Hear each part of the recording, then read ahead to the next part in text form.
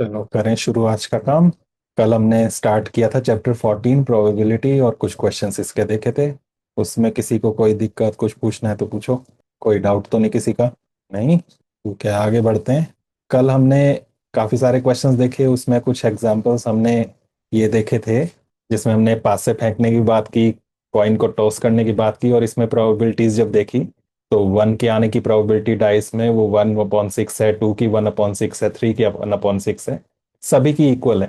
तो मतलब 1 भी आने के चांस उतने ही हैं जितने 2 के हैं, 2 और 3 के, 4 के या 5 के या 6 के हैं। कोई भी नंबर आ सकता है, सबके इक्वल चांसेस हैं। तो इस तरह के इवेंट्स को कहते हैं इक्वली लाइकली इवेंट्स।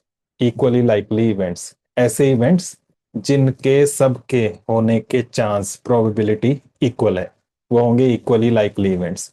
इसी तरह से जब कॉइन टॉस करते हैं तो हेड और टेल दोनों के आने के चांसेस इक्वल है 1/2। तो ये भी इक्वली लाइकली इवेंट्स हैं। लेकिन सारे इवेंट्स ऐसे नहीं होते हैं, कुछ इक्वली लाइकली होते हैं, कुछ इक्वली लाइकली नहीं होते हैं। तो उसके ही कुछ एग्जांपल्स हैं यहाँ क्वेश्चन नंबर 2 में। तो इसको भी देख लेना आप। इसमें पूछा है which of the following experiments have equally likely outcomes, explain. तो एक्सप्लेन नहीं करेंगे, बस मोटा मोटा देखेंगे, हम यहाँ पर लिखेंगे इसका कुछ नहीं क्योंकि पेपर में इस तरह का क्वेश्चन नहीं आएगा। लेकिन बस समझ के रखना आपने इसको। तो फर्स्ट पार्ट है, a driver attempts to start a car, the car starts और डज नॉट स्टार्ट। तो क्या लगता है, एक ड्राइवर ने कोशिश की कार को स्टार्ट करने की, कार स्टार्ट हो जाएगी या कार स्टार्ट नहीं होगी? दोनों के चांसेस इक्वल हैं या नहीं? इक्वल नहीं है। इक्वल नहीं है। आपके भी घर में कोई व्हीकल हो तो उसमें भी आप देख सकते हो या अपने आसपास देख सकते हो, जब भी ड्राइवर स्टार्ट करता है ज्यादातर स्टार्ट हो जाती है, कभी कभार प्रॉब्लम आती है और उस वजह से स्टार्ट नहीं होती है। तो स्टार्ट होने के चांस ज्यादा हैं और स्टार्ट ना होने के चांस बहुत कम होते हैं। तो इसलिए ये इक्वली लाइकली नहीं है। ठीक है। तो इनमें से हमें पहचानना है कौन सी इक्वली लाइकली है और कौन से नहीं है। तो मैं टिक और क्रॉस लगा रहा हूं, तो ये इक्वली लाइकली नहीं है। नेक्स्ट, एक प्लेयर है, उसने बास्केटबॉल में बास्केट बॉल शूट की। शी और ही शूट्स और मिसेस द शॉट। तो वो बास्केट के अंदर बॉल जाएगी कि नहीं जाएगी? क्या ये इक्वल है कि वो बास्केट में जाए या मिस हो जाए? देखा है basketball game? Yes yes sir. Sir. तो बास्केटबॉल में बॉल जो है वो बास्केट में डालने की कोशिश की आपने, तो वो बास्केट के अंदर जाएगी या नहीं जाएगी? दोनों के चांस इक्वल हैं या डिफरेंट है? जैसे मैंने कभी नहीं खेला, अगर मैं कोशिश करूंगा तो क्या होगा? सर नहीं जाएगा। ज्यादातर नहीं जाएगा, कभी कभार तुक्का लग गया तो हो सकता है चला जाए। तो अंदर जाने के, शूट के चांस ज्यादा हैं, सॉरी कम हैं, और मिस होने के चांस ज्यादा हैं। ऐसी कोई अच्छा प्लेयर है, उसके साथ क्या होगा जिसने बहुत प्रैक्टिस की हुई है? मिस होने के मिस मिस होने के होने के चांस उसके शूट कम हो जाएंगे। कम है और उसके अंदर, बास्केट के अंदर जाने के चांस ज्यादा हैं। तो ये इक्वली लाइकली आउटकम्स नहीं है। ठीक है। नेक्स्ट है, a trial is made to answer a true false question. True false question है कोई, उसका नहीं पता आपको क्वेश्चन क्या है, आपको उसके बारे में कुछ नहीं पता है, आपने कोशिश की उसका आंसर देने की, तुक्का लगा रहे हैं, आपने उसका ट्रू लिखे या फॉल्स लिखे और उसका आंसर सही हो जाए आपका या गलत हो जाए, ये चांस इक्वल होंगे कि नहीं होंगे? क्या लगता है आपको? Sir equal. इक्वल चांस है क्योंकि आपको सॉरी। क्वेश्चन के बारे में कोई पता नहीं है, आपने बस तुक्का लगाया है। तो हो सकता है आपका तुक्का सही लग जाए, हो सकता है ना लगे, दोनों के चांस इक्वल हैं, यहाँ पर कोई स्किल मैटर नहीं कर रही है। तो इसलिए ये इक्वली लाइकली आउटकम्स हुई। इसी तरह से नेक्स्ट है, अ बेबी इज बोर्न, एक बच्चा पैदा हुआ, वो लड़का होगा लड़की होगी, इन दोनों में से चांस इक्वल है या नहीं? इक्वल। इक्वल होते हैं क्योंकि हमें पहले से नहीं पता होता कि लड़का होगा या लड़की होगी, कुछ भी हो सकता है। और दुनिया भर में देखें तो लड़के और लड़कियों का नंबर बराबर है लगभग। तो इसका मतलब दोनों के चांस इक्वल हैं, तो ये इक्वली लाइकली आउटकम्स हैं। ठीक है।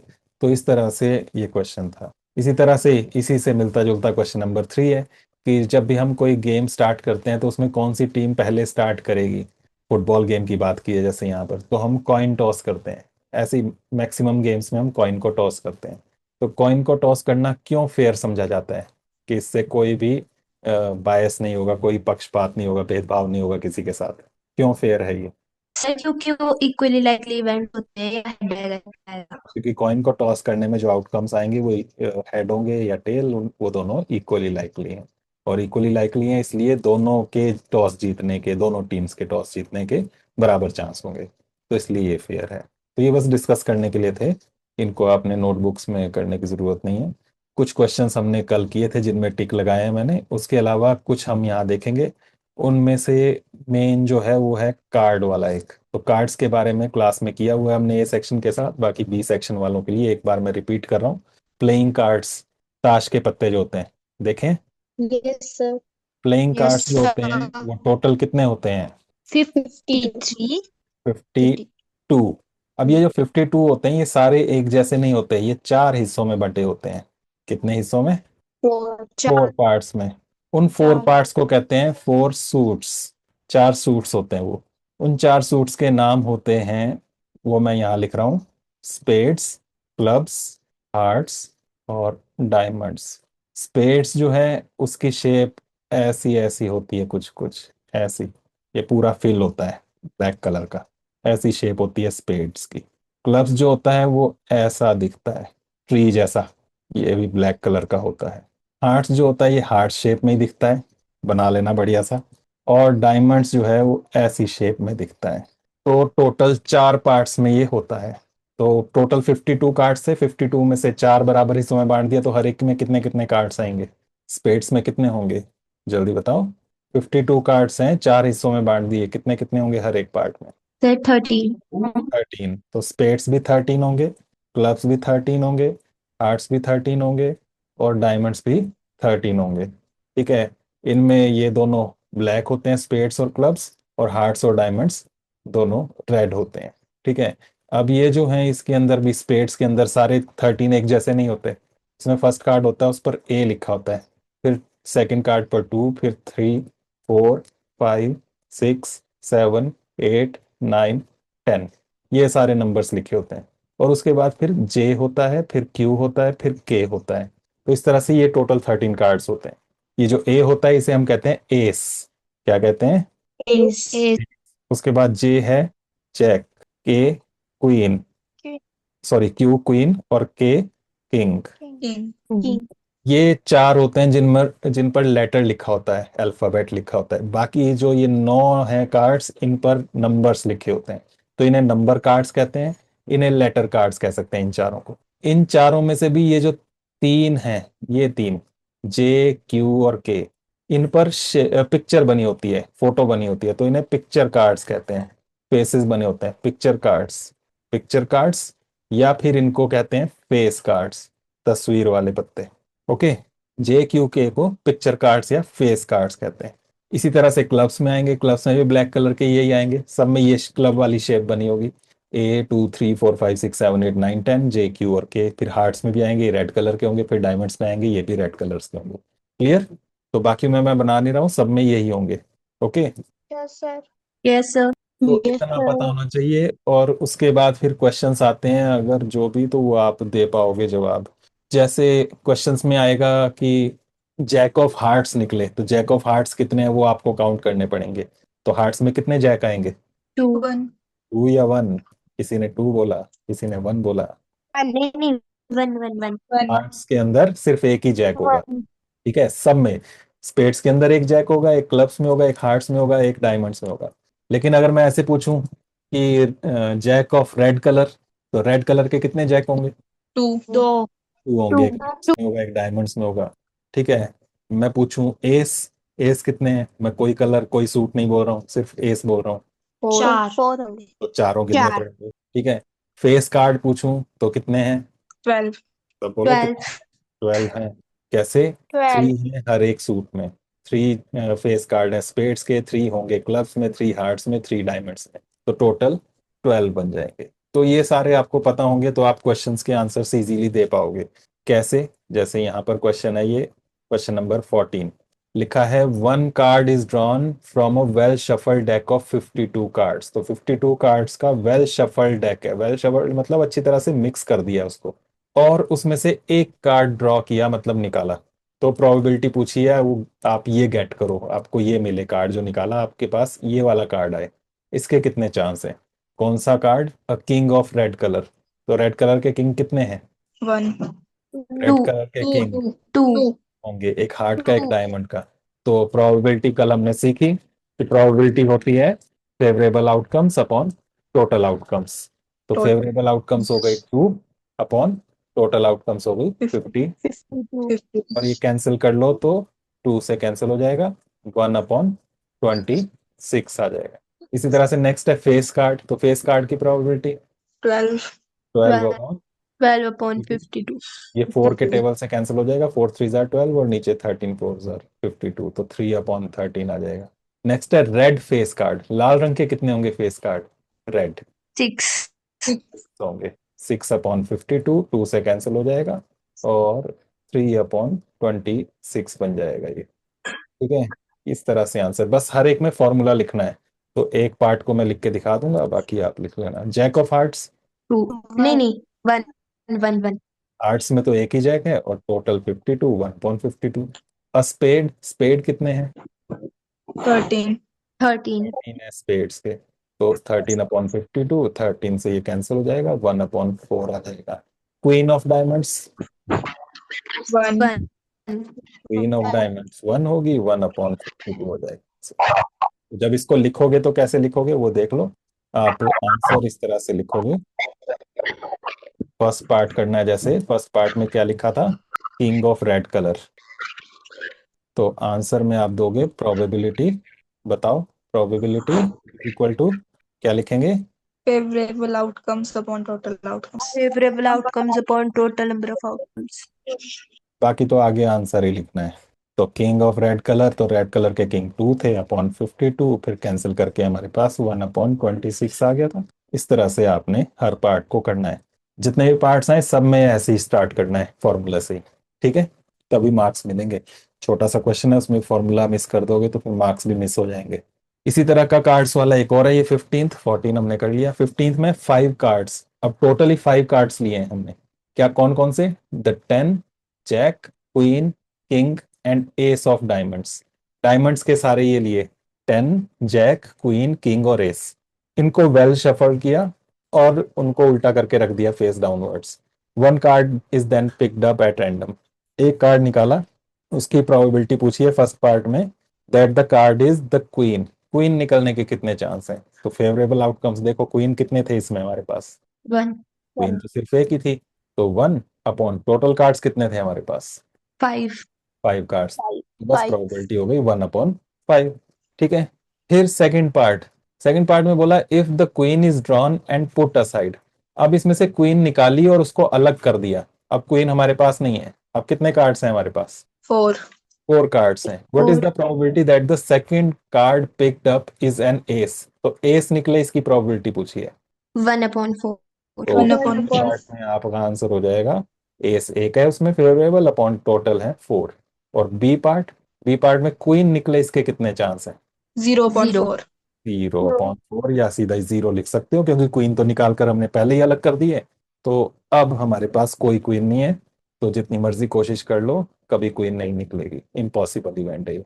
तो इस तरह से होगा ये 15 को। ओके, तो ये कार्ड्स वाले जो हैं, इन क्वेश्चंस को यस करने सर। के लिए ये कार्ड्स का पूरा अच्छे से नॉलेज होना चाहिए, वो आपने कर लेना है। इसके बाद हम पीछे आते हैं, एक्सरसाइज से पहले एक क्वेश्चन है ये, एग्जाम्पल 13, इसको देखते हैं। ये एक इंपॉर्टेंट क्वेश्चन है, इसमें है 2 डाइस है, एक डाइस की तो हम बात कल कर चुके हैं, 2 हों जब 2 पासे हों, और यहाँ कलर भी दे दिए हैं, एक ब्लू और एक ग्रे, उनको एक साथ फेंका। तो बोला है write down all the possible outcomes, जब 2 पासे एक साथ फेंकते हैं तो क्या क्या पॉसिबल आउटकम्स हो सकते हैं वो सारे लिखो बोला। तो कैसे लिखोगे, ऑल पॉसिबल, या टोटल आउटकम्स भी लिख सकते हो इसको, आउटकम्स। तो बताओ क्या क्या बन सकती हैं। पहले वाले पासे में आ जाए 1 और दूसरे में भी आ जाए 1, तो ये एक आउटकम हो गई, दोनों में 1 1। या हो सकता है कि पहले में 1 दूसरे में 2 हो जाए, या पहले में 1 और दूसरे में 3 आ जाए, या पहले में 1 और दूसरे में 4, या पहले में 1 और दूसरे में 5, या पहले में 1 और दूसरे में 6। 6 से आगे नहीं हो सकता क्योंकि आगे हमारे पासे में नंबर्स नहीं होते। तो ये हो सकता है कि पहले वाले में 1 1 1 रहे और दूसरे में चेंज होता रहे। या इसके अलावा हो सकता है कि 2 के साथ 1, कि फर्स्ट वाले पासे में आया 2, सेकंड में 1, फिर 2 2 2 3। तो ऐसे कितनी आउटकम्स बन जाएंगी, टोटल कितनी आउटकम्स बन जाएंगी सारी मिलाएं तो 36। 36। तो वो 36। सारी सारी लिखनी है आपने, ठीक है, मैं सारी नहीं लिख रहा हूँ, ऐसे ऐसे आपने कर लेना है इसको पूरा।